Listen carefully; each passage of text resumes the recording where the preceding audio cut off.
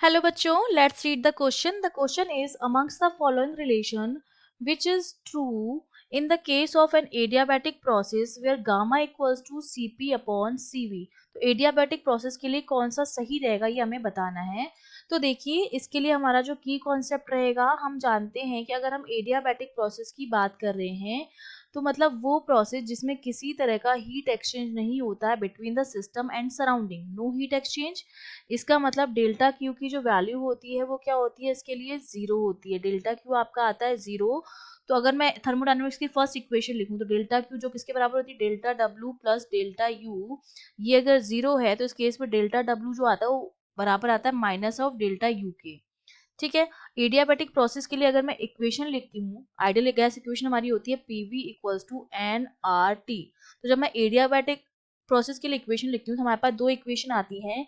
एक तो आती है मेरी PV gamma equals to constant, अगर मेरा टेम्परेचर जो है वो कांस्टेंट है, एन भी कांस्टेंट, आर भी कांस्टेंट और टी भी कांस्टेंट, तो मेरा आता है PV gamma equals to constant at constant temperature. ठीक है, एट कांस्टेंट टेम्परेचर. और एक इक्वेशन जो मेरे पास होती है वो हमारे पास होती है T V gamma minus one equals to constant, अगर मेरा प्रेशर जो होता है वो कांस्टेंट होता है एट कांस्टेंट प्रेशर. ठीक है. तो ये दो इक्वेशन मेरे पास बन जाती हैं. एक इक्वेशन मेरी बनती है कांस्टेंट टेम्परेचर पर और एक इक्वेशन मेरे पास बनती है कांस्टेंट प्रेशर पर. तो मैं अगर इस पीवी गामा जो हमारे पास है इसको अगर मैं रीराइट करना चाहूँ तो हम जानते हैं P इक्वल्स टू जो मेरा होता है वो होता है N R T upon V. यही होता है मेरे पास. और अगर मैं यहाँ पर P की जगह वैल्यू रख दूँ, क्योंकि हमारा P V gamma equals to constant है, तो यहाँ से मैं लिख सकती हूँ. और जो अगर यहाँ पर अगर कांस्टेंट प्रेशर की बात कर रही हूँ तो V मेरा जो आ जाएगा वो किसके बराबर आ जाएगा, V इक्वल्स टू मेरा हो जाएगा N R T upon P.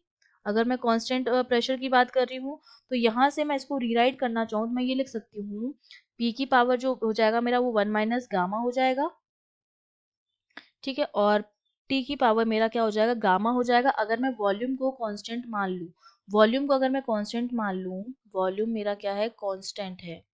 क्योंकि इन दोनों पर मुझे रिलेशन पता है, कांस्टेंट टेम्परेचर पर पता है, कांस्टेंट प्रेशर पर पता है. अगर मैं मान लूँ कि मेरा वॉल्यूम जो है वो कांस्टेंट है तो वॉल्यूम कांस्टेंट पर मेरा इक्वेशन बनेगा V equals to N R T upon P. तो यहाँ से मैं T और P की जो वैल्यू है वो यहाँ से पुट कर सकती हूँ. कांस्टेंट टेम्परेचर और प्रेशर पर जो वैल्यूज हैं वो पुट करूंगी तो मेरे पास जो रिलेशन आएगा वो आएगा मेरे पास P की power one minus gamma, T gamma जो आएगा वो मेरा किसके बराबर आएगा, कांस्टेंट के बराबर आएगा. ठीक है. तो हमारा ऑप्शन कौन सा करेक्ट हो जाएगा, हमारा जो फर्स्ट ऑप्शन है जिसमें हमें गिवन है P one minus gamma, T gamma जो आएगा वो मेरा कांस्टेंट आएगा, वो हमारा करेक्ट ऑप्शन हो जाएगा. I hope you understood well. All the best.